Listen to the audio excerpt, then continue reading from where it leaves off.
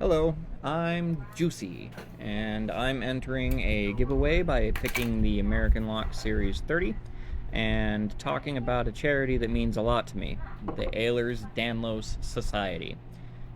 And while I get set up, I'll tell you a story and explain why it means so much to me. I have Ehlers-Danlos, also known as EDS, so that's what I will refer to it as in the rest of this video. It's a genetic connective tissue disorder that affects the collagen in your body. It can cause frequent dislocations, organ problems, chronic pain, and can even affect your heart and blood vessels. Collagen holds pretty much everything in your body together, so joints, skin, nerves, everything. It's why I have so many weird and sometimes even rare health complications, like most of my joints dislocate stupid easy, non-stop forever pain in my back, and even why I get dizzy and fall over sometimes just from standing up a little too fast. But the hardest part of living with EDS hasn't been the pain or even my limbs constantly trying to fall off. It's been the denial and trying to convince people it's real and that it can be and often is physically disabling. I grew up in Alaska, and as a child, I had widespread pain that they couldn't find the cause of, and joints problems like my very unstable shoulders, and our family physician could not figure out what was wrong with me and why I'm so bendy, even after a good couple years of trying to do so. Then, when I was around 10-ish years old, my doctor happened to attend a conference on rare diseases and genetic disorders on the entire opposite side of the country. During that conference, they briefly discussed a condition called Ehlers-Danlos, which my doctor had never heard of before because back then it wasn't well known or understood. They discussed the symptoms of EDS and its effects on the body, and my doctor had an "that's it" epiphany kind of moment. So he flew all the way back to Alaska and called my mom to tell her to bring me into the clinic, and so she did. He brought out this huge leather-bound book that creaked when he opened it, kind of like an old witch's spell book. It was funny to me as a kid. And he flipped to a page he had bookmarked. Then he said, This is what I think your son has. And, yada yada. Back then, Google wasn't really a huge thing yet. No TikTok hashtags, no rare disease forums. Back then, if you were diagnosed with something rare or obscure, it was because your doctor dug through mountains of books and apparently attended conferences 3,000 miles away. The hard way. Anyway, after that, we got the diagnostic process started. Back then, the gene testing for EDS didn't exist yet, so the gold standard at the time was the Baton scale, and process of elimination. I got a 9 out of 9 on the Baton scale, which is like testing if you have an excessive range of motion in any of your joints.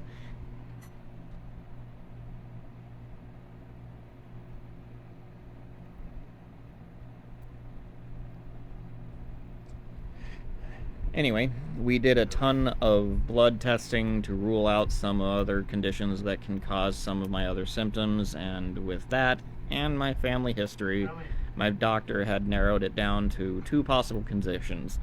Marfan syndrome, which there was a recorded case of in my family. There may have been 2, but I'm not sure. And EDS, which is, I was the first person in my family to be diagnosed with it, I think, but now there's been confirmed cases of it all over the family tree.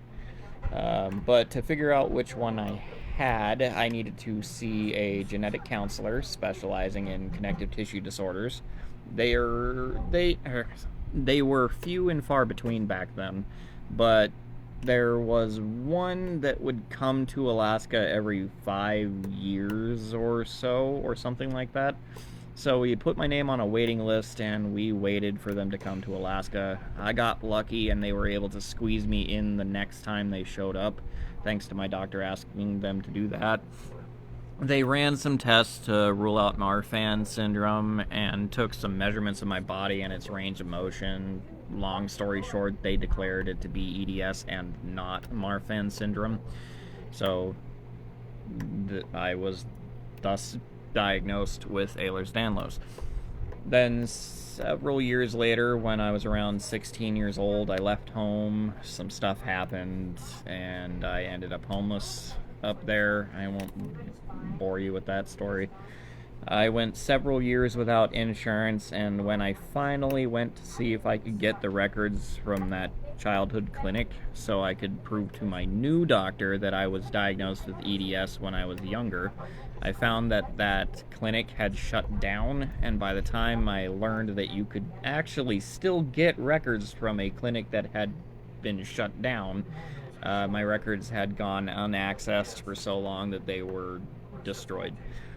So they didn't exist anymore. So since then, convincing doctors I have EDS has been a chore, painful, and sometimes even impossible. When I was diagnosed, when I was around 10 or 11 years old, the belief at the time was that EDS was more common in males, but in the last decade or so, the belief has flipped to some people, including medical professionals and certain TikTok doctors, believing that it is a predominantly female condition, which is dangerously incorrect. EDS is genetic. It does not care if you are male or female. It'll tear your body apart, not giving a damn what your gender is. But unfortunately, due to this misconception about the condition, men with EDS are often ignored, invalidated, and sometimes abandoned by the doctors we go to desperately seeking help. Like I was by a pain management clinic a couple years ago. All because of outdated information and dangerous misinformation. I was even denied my disability claim because of misinformation, because an old court-appointed doctor said during my case hearing, and I quote verbatim, "My 20-plus years as a medical professional tells me that Ehlers-Danlos does not cause pain," which is not exactly true, or at all, really. The same doctor asked later in the hearing, "If you have Ehlers-Danlos, where are all the x-rays of dislocated or subluxed joints?" As if I should run to an ER every time my shoulder partially pops out while lying in bed or brushing my teeth. I'd be millions of dollars in debt and literally live in the ER waiting room. I doubt she'd be willing to pay for that. Anyway, then the judge looked at me and said, "You're a young, healthy man. You should be working. If you can still sit in a chair and lift your arms and move your fingers, you can work." Then they denied my claim. Those are just some examples of what I've been through battling the misinformation surrounding EDS.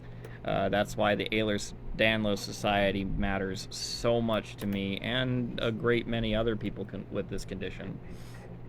They're fighting against exactly this kind of ignorance, even from people inside the medical system.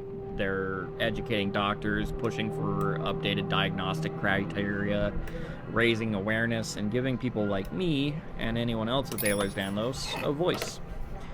People and medical professionals need to know that EDS does cause pain, deep, systemic, constant, life-limiting pain, and it does not care what gender or how old you are.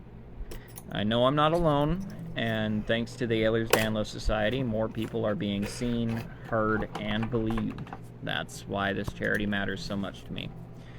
So, thanks to Jackrabbit100 for hosting this giveaway and giving people like me a reason to speak up. And a big shout out to Spicy Nug.